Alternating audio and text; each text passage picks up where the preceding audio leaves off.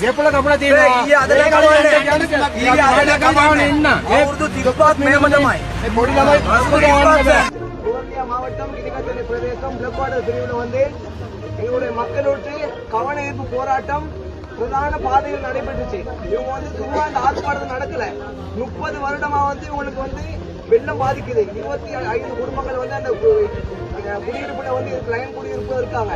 இவங்க கேட்கிற வேண்டுகோள் வந்து இவங்களோட வாழ்வாதாரத்துக்கு இவங்களோட பிள்ளைகளை வச்சுக்கிட்டு இவங்களோட வாழ்வாதாரத்தை கொண்டு போக அவங்களுக்கு தங்குறதுக்கு ஒரு வீடு மட்டும் கேட்கிறாங்க.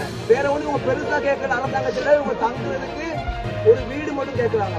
இதற்கு உடனடியாக அரசு அதிகாரிகளும் நுவரெலியா மாவட்டத்தில் உள்ள அரசியல்வாதிகளும் இவர்களுக்கு நிரந்தர தீர்வு, இன்னைக்கு நாளைக்கு காரணம் சொல்லாம நிரந்தர தீர்வுகளை வந்து வழங்கணும். இன்றைய தினம் இந்த ஆர்ப்பாட்டத்தின் போது கிரிக்கத்தனையில் இருக்கின்ற போலீஸ் அதிகாரி பொறுப்பு அதிகாரிகளிடம் வாக்குறுதி கூறியிருக்கிறார்கள்.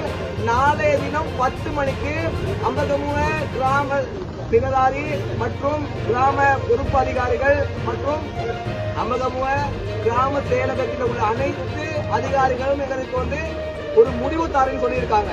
கட்டாயம் வந்து அம்பகமுவ பிரதேச செயலகம், அம்பகமுவ பிரதேச சபை அனைத்து உறுப்பினர்களும் இணைந்து எங்களுக்கு வந்து நாளைய 10 மணிக்கு ஒழுங்கான பதில் கிடைக்காவிட்டால் மீண்டும் மக்கள் நாளைய தினம் சாலை மறியலில் ஈடுபடுவார்கள். இதற்கு மாற்று கருத்துக்கள் எதுவுமே இல்லை என்று தருணம் நாங்கள் தெரிவித்துக் கொள்கின்றோம்.